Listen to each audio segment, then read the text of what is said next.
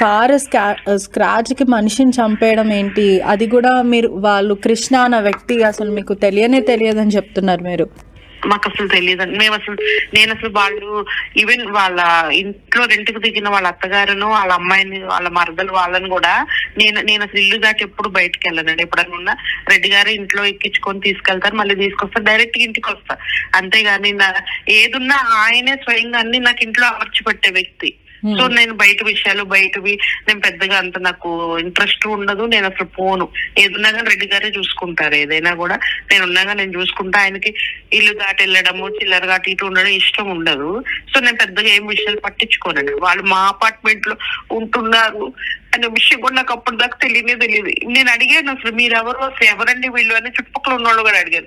ఎవరు వీళ్ళు, అసలు రెడ్డి గారి గురించి తెలుసు కదా, ఎందుకు ఇట్లా మాట్లాడి నేను అన్నాను అక్కడికి. ఏంటి ఎవరు అనుకుంటున్నావు రెడ్డి గారిని, పెద్ద తరహాగా ఉండే వ్యక్తిని నువ్వు ఇష్టానికి అట్లా చేస్తావు. నేను చాలా కోప్పడుతుంటే ఆయన ఇంకా మీదకి వచ్చి ఎంత చిక్కా చేసి అసలు అయినా ఏమంటున్నారంటే పోలీసులు ఏమంటున్నారు, దర్యాప్తు చేస్తున్నా అతన్ని రిమాండ్ కి తరలించారా? లేదండి, అసలు పోలీసు వాళ్ళు ఒక స్టెప్ ఆ రోజు నేను కంప్లైంట్ ఇచ్చి నెక్స్ట్ డే వెంటనే మార్చురీకి పంపించారు. నేను ఇక్కడ వచ్చేసాను. ఇంతవరకు ఒక చిన్న ప్రోగ్రెస్ కూడా దాంట్లో ఏమీ లేదండి. ఇలా ఉంటదండి, ఇంత దారుణంగా ఉంటదండి పోలీస్ వ్యవస్థ ఏదైనా కూడా అసలు. అంటే ఇప్పుడు ఏదైతే మీకు జరిగిందో ఖచ్చితంగా అది అన్యాయమే. మరి పోలీసులు కూడా స్పందించకపోవడం అది బాధాకరమైన విషయం. చూడండి, అంటే ఇప్పుడు ఈ విషయానికి రెస్పాండ్ అవ్వకపోతే సొసైటీలో మనకు రక్షణ ఎక్కడ ఉంది చెప్పండి అండి.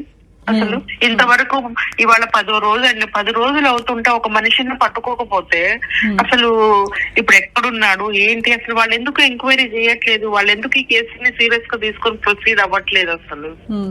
అంటే ఆ వ్యక్తి అప్పుడు ఏదైతే ఆ ఘటన జరిగిన తర్వాత ఆయన అబ్స్కాండింగా ఆయన ఇక్కడ మా రెడ్డి గారు అక్కడ ఉండగానే మేమందరం చూస్తుండగానే వాళ్ళందరూ మేమేమో సడన్ షాక్ అందరూ. ఇక్కడ ఈయనేంటి ఇలా అవుతున్నారు, మేము ఇలా ఉన్నాం. వాళ్ళు అక్కడే అందరు ఫ్యామిలీ అందరూ ఇంటికి తాళం వేసుకుని కారు వేసుకుని వెళ్ళిపోయారు. మేమందరం ఫ్యామిలీ అంతా వెంటనే లాక్ వేసుకుని వెళ్ళిపోయారు.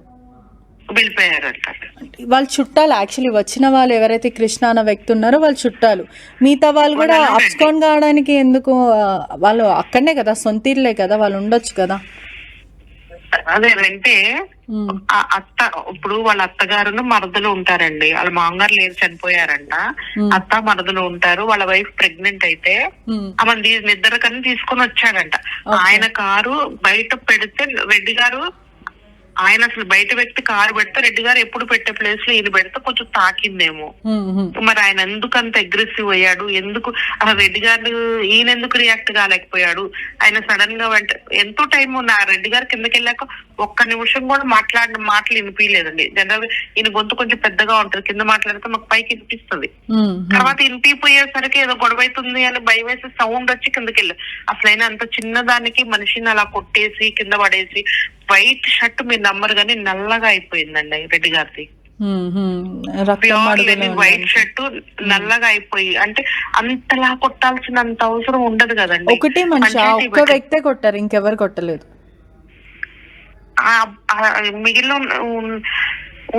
ఇంకా ఉన్న వాళ్ళందరూ లేడీసే కదండి, వాళ్ళ ఇంట్లో మగవాళ్ళు ఎవరు లేరు. అంటే ఒక్క వ్యక్తి అంత దారుణంగా ఒక మనిషి మీద కక్షతో అంతగానం ఎందుకు కొట్టాల్సి వచ్చింది? ఎందుకు కొట్టాల్సి వచ్చిందో మాకు అదే అర్థం కావట్లేదు. డిమాండ్స్ ఏంటండి? ఎందుకంటే అన్యాయం చాలా, ఇది పోలీసులు కూడా స్పందించట్లేదని మీరు చెప్తున్నారు. మరి మీ డిమాండ్స్ ఇంతవరకు ఏం డిమాండ్స్ అంటే నాకు న్యాయం జరగాలి. ఇప్పుడు ఇట్లా నా కళ్ళ ముందు నా హస్బెండ్ నా చేతుల్లో చనిపోయాడండి. సో సారీ అండి, మీ పరిస్థితి అసలు ఎవరికి రాకూడదు. కానీ ఖచ్చితంగా మీరు పోరాడతా అని చెప్తున్నారు. పోలీసులు కూడా దీని సమగ్ర విచారణ ఖచ్చితంగా చేయాలి. ఎంత దూరమైనా ఫైట్ చేస్తానండి, నేను ఎంత దూరమైనా ఫైట్ చేస్తాను.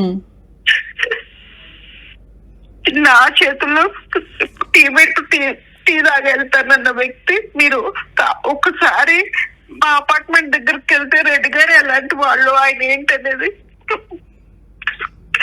10 మందికి పెద్దరికంగా ఉండే వ్యక్తి లాగా ఉండేవి. ఆయన ఇలా అయిపోతే చెక్కిపోతుందండి. ఏదైనా రీజన్ పోనీ ఒక యాక్సిడెంట్ అయ్యో లేకపోతే ఏదో హార్ట్ ఫెయిల్యూర్ అయ్యో లేకపోతే ఇంకేదో అయితే ఓకే మన కర్మ ఇలా ఉంది, ఇలా అయిపోయారని నాకు కూడా బాగుంటదండి.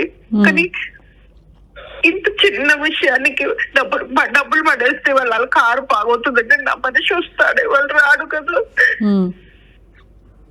మీరు సిపి గారి దగ్గరికి వెళ్ళారా? అంటే పోలీస్ స్టేషన్లో ఫిర్యాదు చేసినా వాళ్ళు పట్టించుకుంటలేరు అని చైతన్యపురి వాళ్ళు. ఏసీపీ గారి దగ్గర లేదంటే రాచకొండ సిపి దగ్గర వెళ్ళారా మీరు? నేను వెళ్ళలేదండి. నేను అసలు ఆ రోజు చైతన్యపురి పోలీస్ స్టేషన్ కి వెళ్ళాము, ఎఫ్ఐఆర్ కాపీ రాశారు. డెడ్ బాడీని తీసుకొని నేను ఇక్కడ విలేజ్ కి వచ్చానండి. సత్తుపల్లి దగ్గర రెడ్డి గారిది సొంత ఊరు ఈ ఊరండి. కట్టుకున్నాం సత్తుపల్లి అండి. సత్తుపల్లి దగ్గర నారాయణపురం అండి, ఖమ్మం డిస్టిక్ సత్తుపల్లి దగ్గర నారాయణపురం అండి. ఇప్పుడు మరి మీకు ఎవరుంటారండి తోడు గాని, లేకపోతే పిల్లలు లేరని చెప్తున్నారు? పిల్లలు లేరు, ఎవరు లేరండి. ఆయన్ని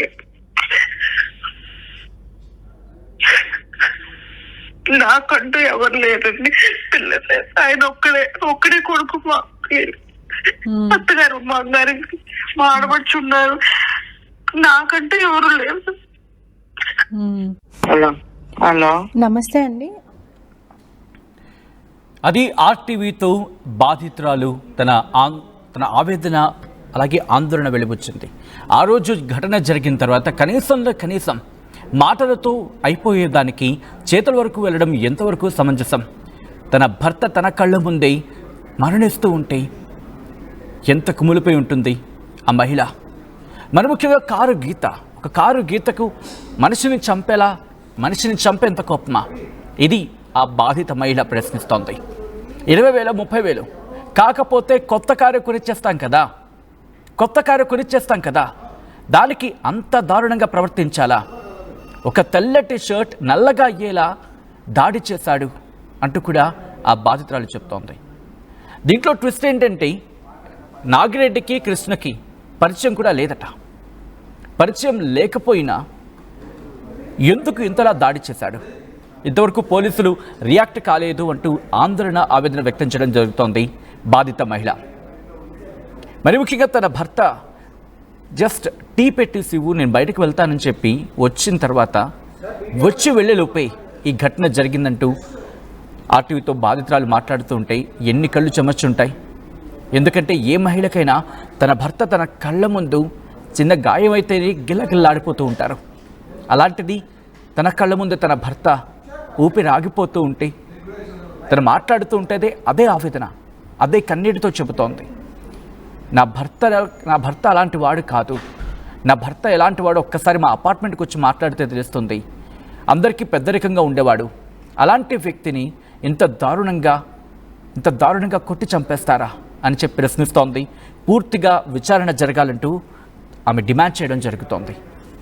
ఆ ఘటనకు సంబంధించి ప్రస్తుతం ఆ కుటుంబం ఆవేదన వ్యక్తం చేయడం జరుగుతోంది. బాధిత మహిళ మాట్లాడింది ఆర్టీవీ ప్రతినిధితో ఎక్స్క్లూజివ్గా మాట్లాడిన సందర్భంలో కొన్ని మాటలను చెప్పుకొచ్చింది. మరి ముఖ్యంగా తన భర్త గురించి. ఆ రోజు సెకండ్ ఫ్లోర్లో మేము ఉంటాం, కారు పార్క్ చేసి వచ్చాడు. ఆ తర్వాత గొడవ జరిగింది, నాగిరెడ్డిని కొట్టారు అంటూ ఆమె చెప్పుకొచ్చింది. 3 నిమిషాల్లో ఏం జరిగింది అంటూ కూడా తను ఆందోళన వ్యక్తం చేస్తుంది. కేవలం 3 నిమిషాల్లో తన భర్త తన కళ్ళ ముందు దూరం అయ్యాడు. తనని భర్తను కాపాడుకునే ప్రయత్నం చేసింది, కానీ తన కళ్ళ ముందే తన భర్త ఊపిరి వదిలేస్తున్న సందర్భంలో ఏం చేయాలో అర్థం కాక హాస్పిటల్కి తరలిస్తూ ఉండగానే మార్గం మధ్యలోనే మరణించాడు అంటూ కూడా బాధిత మహిళ చెప్పినట్టు అర్థం చేసుకోవచ్చు.